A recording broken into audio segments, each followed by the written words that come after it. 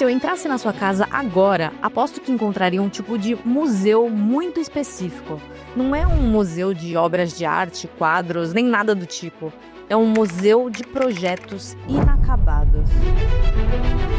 Talvez sejam aqueles pesos de academia, aquele instrumento no canto do quarto ou aquele livro que ainda está fechado. Toda vez que você olha para essas coisas, você não sente orgulho.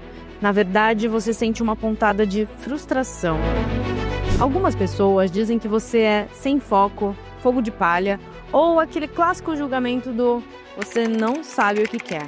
Você vê as outras pessoas seguindo uma linha reta. Elas escolhem uma coisa, fazem aquilo para sempre e parecem felizes o suficiente. E aí você se pergunta: por que eu não consigo ser assim? Por que meu cérebro enjoa tão rápido? O que tem de errado comigo? Calma, na verdade não tem nada de errado com você. Essa sua característica de pular de um interesse para o outro não é um defeito de fábrica. Isso, na verdade, é um sinal de um tipo de inteligência que a nossa sociedade ainda não está sabendo decifrar. Hoje, a gente vai dissolver essa culpa que você tem carregado só por gostar de muitas coisas diferentes. E eu vou te provar, com base em ciência, porque ter interesses demais pode ser, na verdade, a sua maior vantagem na vida. Para parar de sentir essa angústia, primeiro você precisa entender essa ideia que estão te vendendo. Se você entrar numa livraria hoje, basta passar o olho na lista de mais vendidos para ter a impressão de que existe apenas uma regra para o sucesso: foco. Dizem que você precisa escolher uma coisa só, que o sucesso é um caminho reto. Você mira em um ponto e segue até chegar nele. Eles te venderam a ideia de que o conhecimento ideal é como um poço, estreito e muito profundo. Mas o seu cérebro, ele não funciona como um poço. O seu cérebro funciona como um oceano. Pensa nisso de forma visual. O especialista é o poço. Ele sabe tudo sobre aquele metro quadrado. Você é o oceano. Em muitas partes, você tem apenas um palmo de profundidade. Você conhece a superfície de muitos assuntos. Mas, em pontos específicos, a sua profundidade é tão sólida quanto a de qualquer especialista. Isso não é ser raso, isso é ser amplo. Existe um livro chamado Por que os Generalistas Vencem em um Mundo de Especialistas. O autor, David Epstein, explica que antigamente vivíamos em ambientes previsíveis. O mundo era como um jogo de xadrez. As regras não mudavam. Se você fizesse a mesma coisa por 30 anos, você vencia. Mas hoje vivemos em ambientes complexos. As regras da vida, da tecnologia e dos relacionamentos mudam o tempo todo. Nesse novo mundo meio caótico, quem cavou um buraco muito fundo e só sabe fazer uma coisa, corre o risco de ficar preso lá para sempre. Quem sobrevive e prospera não é quem cava mais fundo, é quem consegue navegar por diferentes águas. E é justamente essa capacidade de navegar que cria a sua maior proteção. A gente cresce acreditando que, se você não dedicar a vida inteira a uma única coisa, você nunca vai ser excelente em nada. Mas vamos olhar por outra perspectiva. Isso não é sobre falta de foco. É sobre construir uma segurança que ninguém pode tirar de você. Imagina o seguinte: você passa alguns anos obcecado por escrita. Você lê, escreve, entende de narrativas. Depois, a vida muda, você vai trabalhar com análise de dados. Para a sociedade, talvez até para você, parece que você perdeu tempo escrevendo. Mas, na realidade, agora você é um analista de dados que sabe contar histórias com os números. Enquanto a maioria entrega planilhas frias e chatas, você entrega narrativas que convencem e engajam. Você se tornou único sem nem perceber. Ou pensa no medo que todo mundo tem hoje de ser substituído por inteligência artificial. Se você é, por exemplo, um professor de inglês e um software começa a traduzir tudo, você sente a instabilidade bater. É natural sentir medo. Mas se você é um professor de inglês que também entende de edição de vídeo, que sabe cozinhar e tem uma ótima noção de psicologia, você tem uma combinação de habilidades tão específica que nenhum robô consegue replicar isso de forma fácil. Você construiu uma rede de segurança. Você não depende de uma única via. Se uma porta fecha, você vai ter as chaves na sua bagagem para abrir outras 3. Você não é uma peça de xadrez que só consegue andar para frente. Você é capaz de entender o tabuleiro inteiro. Isso não é para fazer você se sentir melhor do que os outros. Isso é para você sentir a tranquilidade de saber que não importa quanto o mundo mude, você vai conseguir se virar. Ok, na teoria isso tudo faz muito sentido. É um alívio pensar que essa mistura de interesses pode ser uma segurança. Mas quando você desliga a tela e olha para o canto do quarto, o problema ainda está lá. Lembra daqueles livros que você comprou e não leu? Ou do curso que você não assiste há meses? A dúvida que fica é: Se ser assim é tão bom, por que eu travo? Por que eu não consigo levar nada até o fim? aqui a gente precisa deixar a motivação de lado e ser brutalmente honesto sobre a sua biologia. Lembra que falamos do Museu de Projetos Inacabados? Você não desiste porque é preguiçoso ou porque não tem força de vontade. Você desiste porque o seu cérebro ficou viciado em novidade. Existe um termo técnico para isso, que é o erro de previsão de recompensa. Quando você começa algo novo, a curva de aprendizado é rápida. Em uma semana você aprende muito, seu cérebro inunda de dopamina. É uma lua de mel, tudo é incrível. Mas aí chega o platô, a novidade acaba, fica difícil. E para uma pessoa com múltiplos interesses como você, o tédio até dói.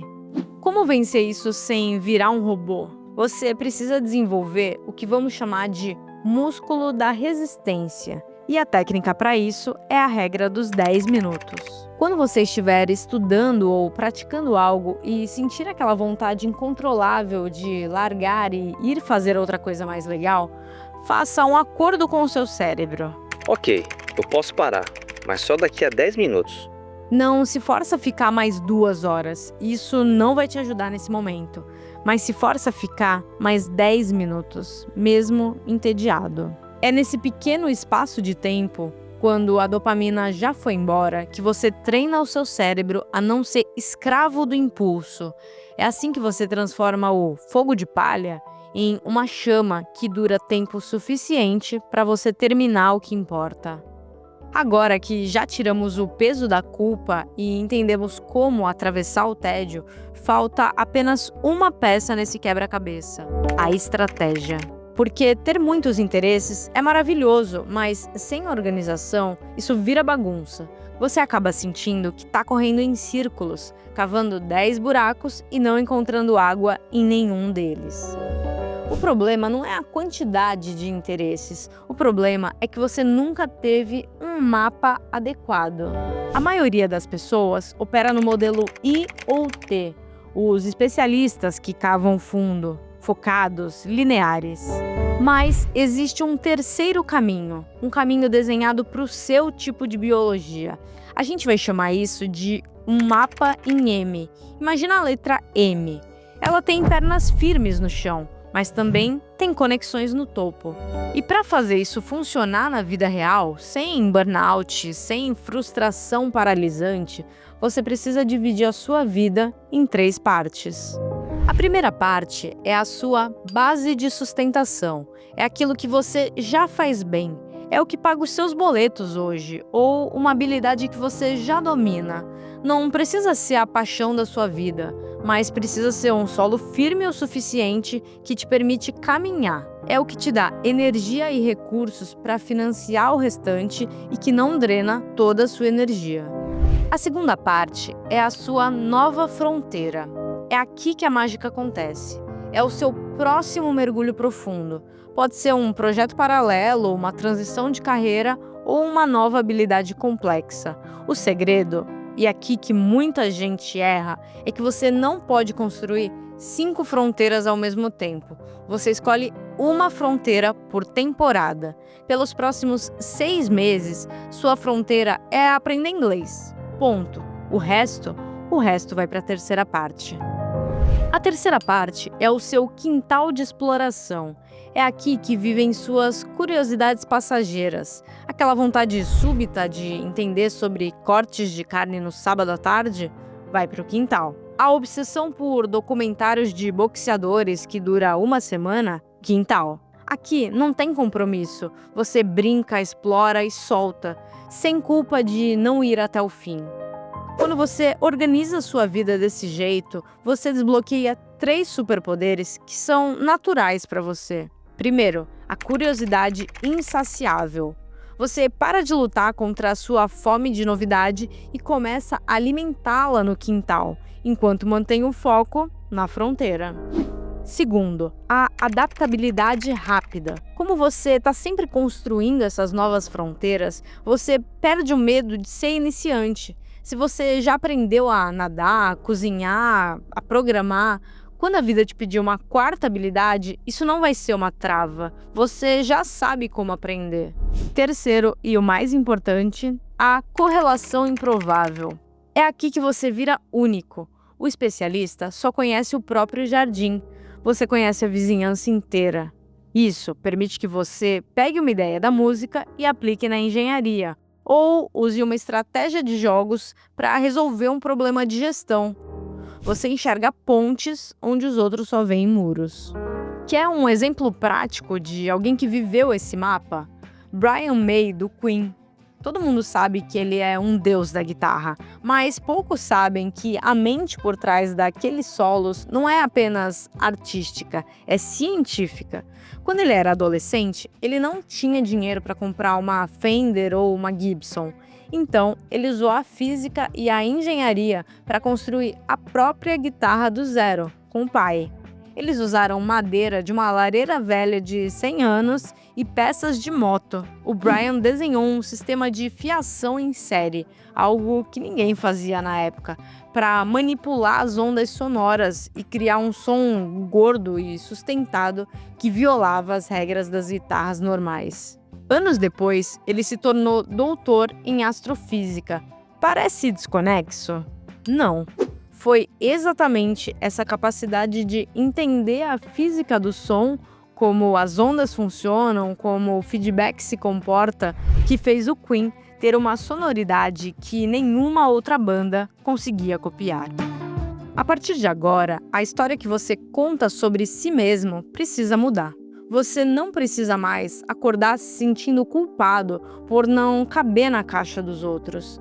A escolha que fica para você hoje é continuar lutando contra a sua natureza ou finalmente usar a potência que você tem. Para isso funcionar, leva esses 3 principais lembretes com você. 1. Pare de se comparar com os especialistas. O caminho deles é o poço, o seu é o oceano. Os 2 são importantes, mas são naturezas diferentes. Não cobra de um peixe a habilidade de subir em árvores. 2. Abrace a sua bagagem. Tudo o que você aprendeu até hoje, mesmo as coisas que parecem inúteis ou que você largou, está guardado na sua rede de segurança. Usa essa bagagem para resolver problemas de formas que ninguém esperava. 3. Use as ferramentas. Organiza sua vida com um mapa em M e, quando o tédio bater, usa a regra dos 10 minutos para não desistir. Você não tem um defeito. O mundo precisa de pessoas que conectem os pontos. Então, da próxima vez que você olhar para o seu museu de projetos inacabados, para as suas 15 abas abertas no navegador, ou para os seus interesses que parecem muito aleatórios, não sinta culpa. Sinta orgulho da complexidade que torna você quem você é. No fim das contas, talvez Raul Seixas tivesse razão o tempo todo. É muito melhor ser uma metamorfose ambulante do que ter aquela velha opinião formada sobre tudo. Continue mudando, continue explorando. E a gente se vê no próximo vídeo.